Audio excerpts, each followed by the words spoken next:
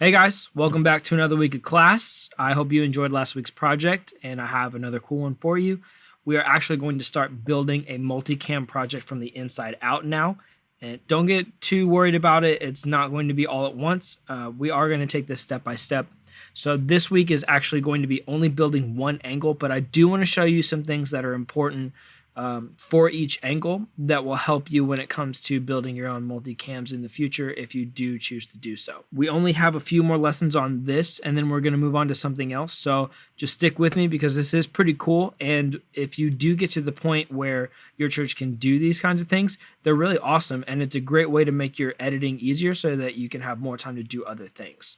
So what I'm going to do starting out is not have that up. Okay, so what I'm going to do is I'm going to bring up, I already have these kind of sectioned off. So what I'm going to do is I'm only going to bring in one angle at a time right now. But I do need the audio from live.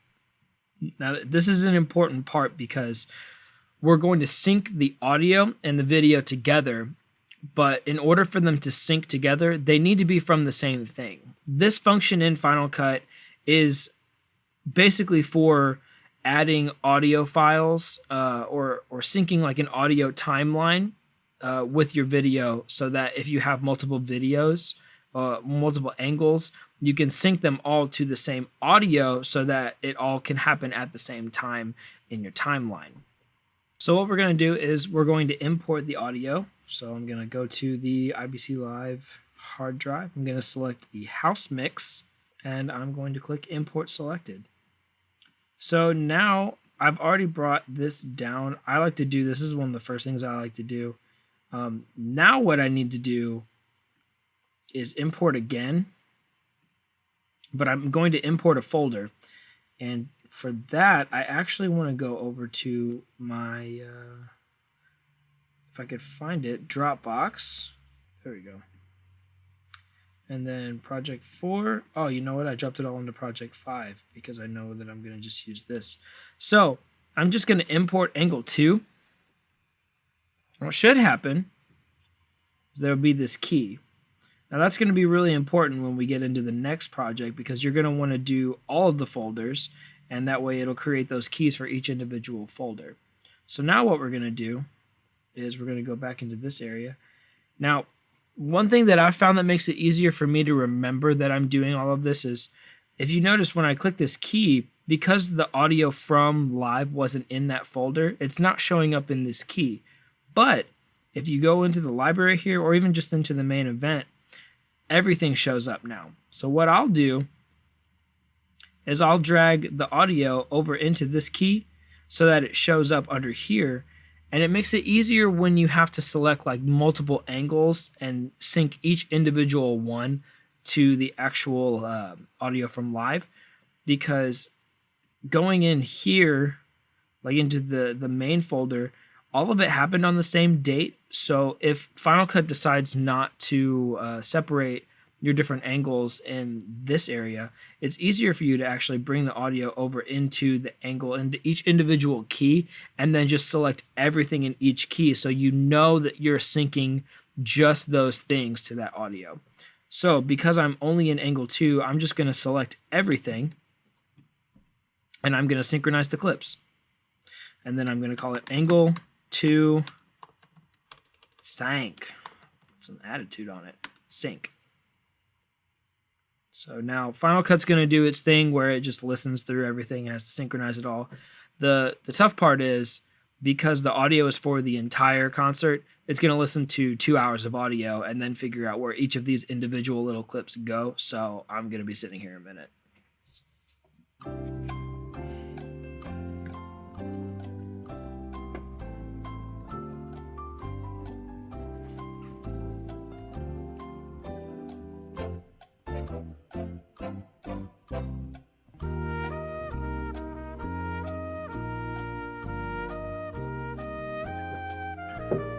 Okay, so now we have our angle 2 sync. Now you'll notice that it's black. That's because this angle wasn't shot the whole time, so it's only snippets throughout this entire sync. The other thing is we're actually looking at a file the size of this file down here because all of this audio is what's inside of this. So when I make this new project, I'm just going to call this project 4. And I drag this angle 2 sync into the timeline. It's really long because it's the entire audio from live. So what we're going to do for this one is we're going to do something that will make this a little bit more convenient. We're going to actually open up this angle 2 synced file by double clicking. And now we can see inside of it. Now, one trick that I've found is that with IBC Live, because they always stop and start, like they want dead silence before they start a song, that's usually a really good indicator as to where the song starts. So this little dead patch right here is probably where the song's going to start. And it is. So what I'm going to do is I'm actually going to select this gap generator and the audio, and I'm going to use the shortcut Command B to blade tool them or to cut them. And then since only the side that I don't want is selected, I'm going to delete it. Now I'm going to do the same thing on this end at the end here.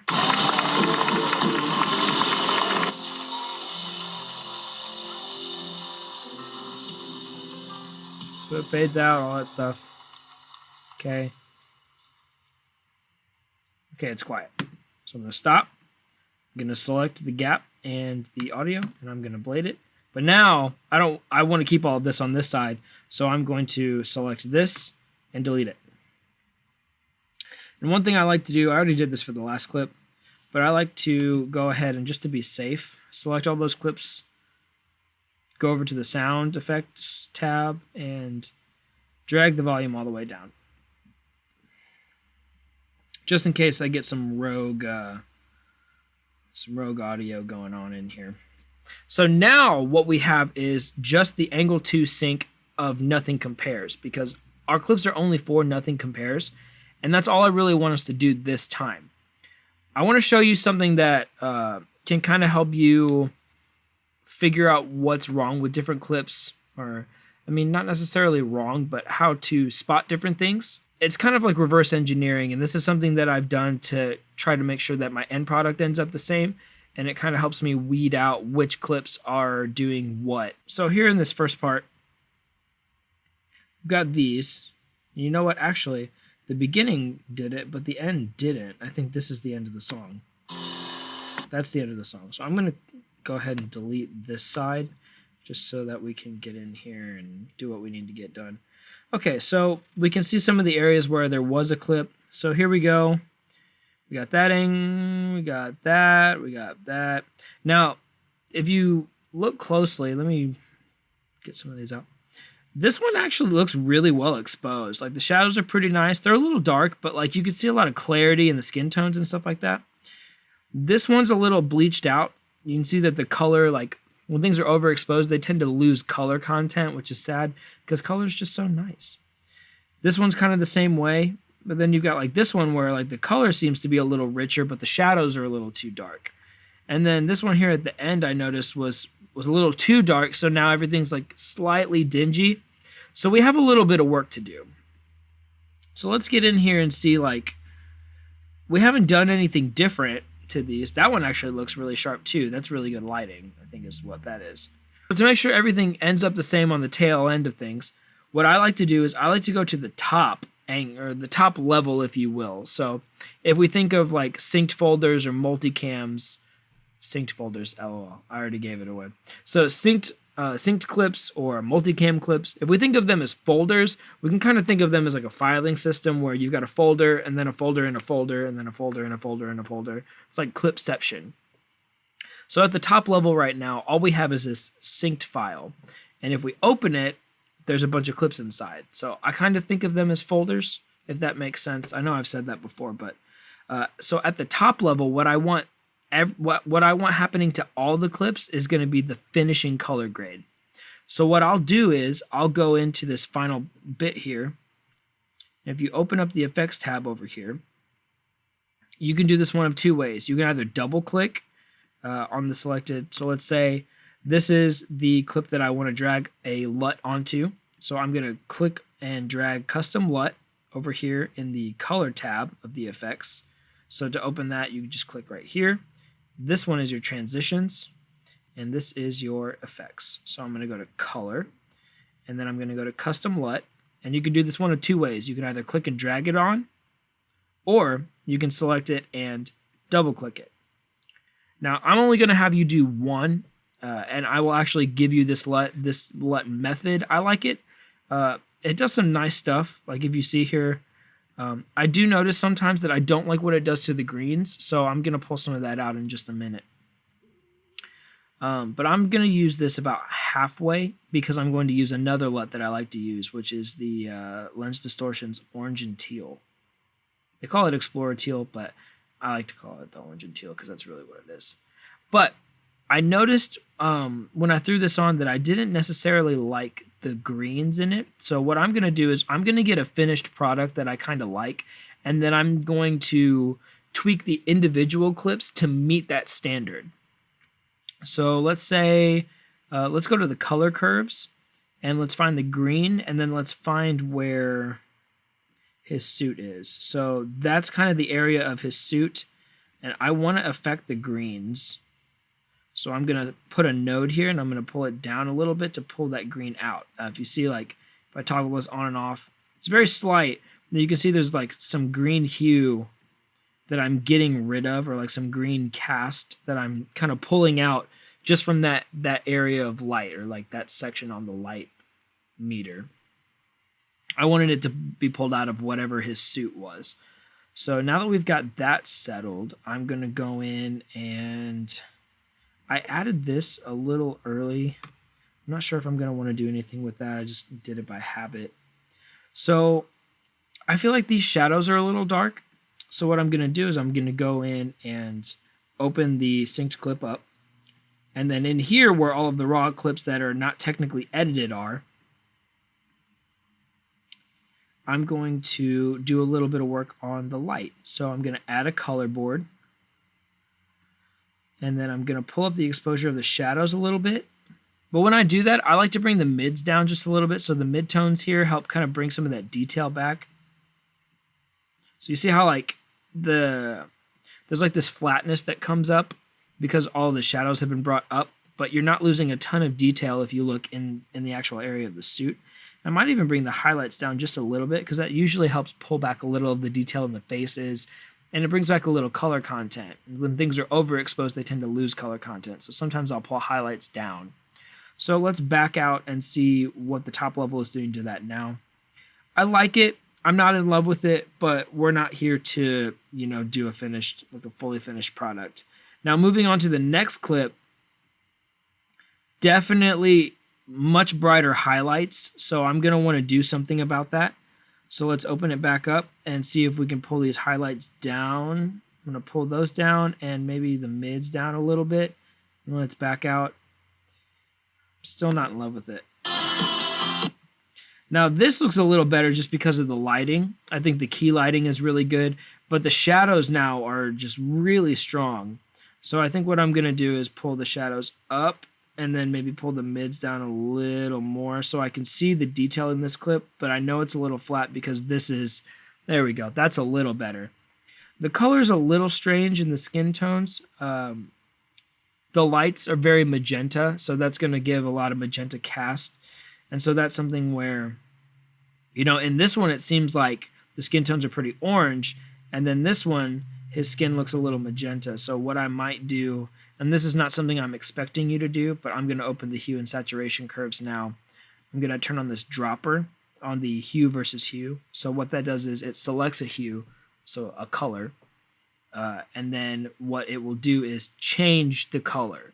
So you could go into, like, let's say hue versus saturation. You pick a color, and it selects that color, and I can change the saturation of it. So if I want to make him look really mad, I can just turn the reds up really strong. But that's not what we're here to do. What we're going to do is we're going to figure out how to get the skin tones to look a little bit more natural. So I'm going to pull them down just a little bit more towards the yellow. And it does look a little more like his natural skin tone. Now, granted, there is a bunch of magenta flying around, so it's going to happen.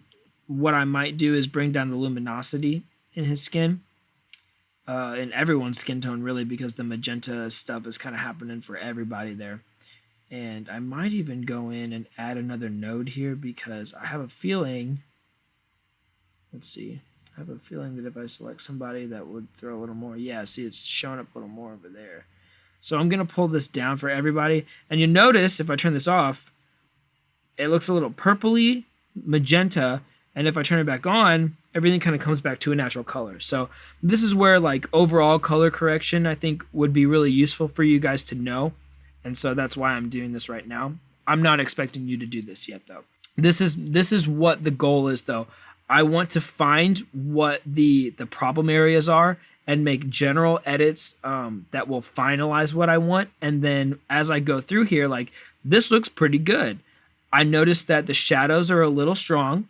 So I'm going to bring the shadows up again just a hair. And then I'm going to move on. So I'm going to look over here now. Where's this one with Caitlin in it?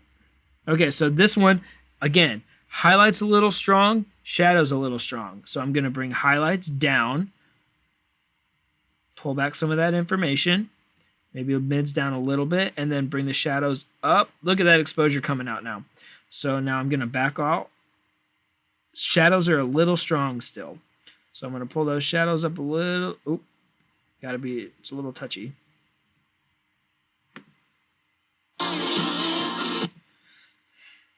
Dropping a lot of frames. I am asking my computer to do a lot right now. I'm going to pull the shadows up just a little bit more and be done with it. So here's the next clip right at about 3 minutes. So let's look here. Again, this honestly is really nice light. I like the detail in the face, but the shadows are strong.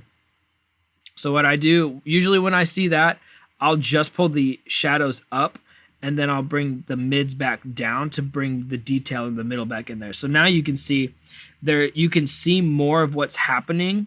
You can see more detail of like the individual bodies, especially because they're all wearing black. It makes it a little tricky. Bringing up the lowest blacks and then pulling the mids down a little bit to bring back the detail. You can see everybody better without feeling like everything's super flat. Like you still see shadows, there's still contrast, and the detail and sharpness and the highlights is still really nice. So this is basically what I'm going to have you do. Some of these are going to be a little more difficult, like this one. This one's tough because this one's pretty dark. I might actually bring up the overall exposure altogether and just pull the mids down and even pull the highlights up just a little more. That's a little better. And this is one of those things where you're kind of going to have to feel it out. You're going to have to figure out what works because you need to know how to do this. Now, you can do what I'm doing, and that's why I'm going through it, because I kind of want you to see what I do when I'm just thinking through an edit. A lot of the time when I want to bring more detail out, but I feel like it's a little too dark, I'll pull the shadows up a little bit, and I'll pull the mids down to reclaim some of that detail. Some people really like to crank the highlights up and be like, wow, contrast, yeah. But it doesn't really look good. And I've actually found it's counterintuitive that sometimes you need to pull the highlights down a little bit to get the detail that you want. And flattening the highlights sometimes actually brings that like film grainy look that looks more natural to the eye. Even though like, you know, when you're first starting out, you're going to like crank the saturation up and be like, wow, look at the color. Oh, it's a part of it, you know, like, I mean, it's cool, you know, it looks cool. I like it. Taste will develop over time. That's fine. These shadows are way too strong. I'm going to fix that. Shadows up, midtones down. Better. See? So what you're going to do this week is you are going to pull this folder in, whichever one it is. I'm going to link it below. Don't worry about it. I'm going to link the folder with all of the footage. I'm going to give you the audio from the board from live. Don't share that with anybody because you'll get in trouble. And I'm going to give you a LUT to use as your finishing product. Now, I got this LUT for free. I can link the website where you can go look for these LUTs if you want to buy them. If you're interested in buying finishing LUTs, they sell ones for like weddings and stuff like that. But they give this LUT out for free. So I don't think it's illegal for me to give it to you. And it's not really a big deal if I do. It's not one of their paid LUTs, so don't worry about it. And it is a kind of a nice LUT. I do notice that it does some weird stuff to the greens though, so I don't always use it without pulling out the greens, but I like what it does for contrast. You'll figure out what you like. But all I want you to do for this week is pull that folder in and then drag the audio from live into your key, and then you'll be able to sync the audio from live and the clips together. When you drag that synced clip into your timeline, I want you to go inside the timeline or inside the synced clip and cut off the beginning and the end of the song so that when you're in your actual timeline, you'll see that smaller file. Basically, everything that I just did here, I want you to repeat. And then I want you to add your LUT on top, on your top layer, if that makes sense, just out here at the finalized synced file. And what I'll have you probably do is, if you can't drag this to like 75, I did. If you can't get your mouse to listen to you, you can actually click on the value or double click on it and then type in 0.75, enter, boom, you're done. So that's what you'll end up with. That's what it should look like just by itself. And this is what happened after I did a little more work on it. I think it's a little better, but whatever. Not really that important. And then I just want you to go through and look at them all and see like, okay, those shadows are still a little too strong. I need to fix that. And so go in and adjust that and try to make them all look pretty much the same. Like they're all shot from the same camera with the same settings. And then you're done. You can export that. Actually, you know what? Let's do a QuickTime recording because I want to see what you're doing and be able to critique you and help you along if you have any issues. So start your recording and then bring in all your stuff and do all your stuff in Final Cut. And then when you've finished making your adjustments, stop your recording, upload that to YouTube, and put that in the project. See you next week.